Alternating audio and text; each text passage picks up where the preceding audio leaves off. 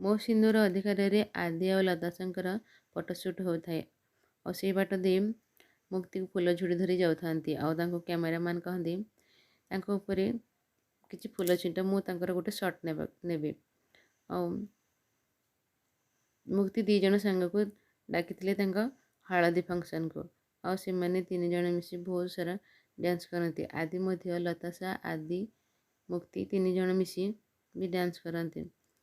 ଧନଶ୍ରୀ ଏହା ଦେଖି କହନ୍ତି ଲତାଶାଙ୍କୁ, ତୁ ଏମିତି କିଛି କର ଯେମିତି ମୁକ୍ତି ତୋ ହଳଦୀର ସବୁ ଦାୟିତ୍ୱ ନେବ।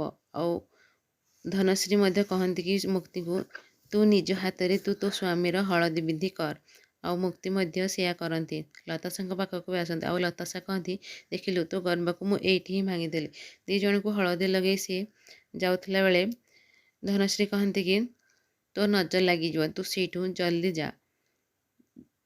ଆଦି କହନ୍ତି କି ନା ନା ରହିଯାଅ ନା, ମୁକ୍ତି କିଛି ବି କୁହନା,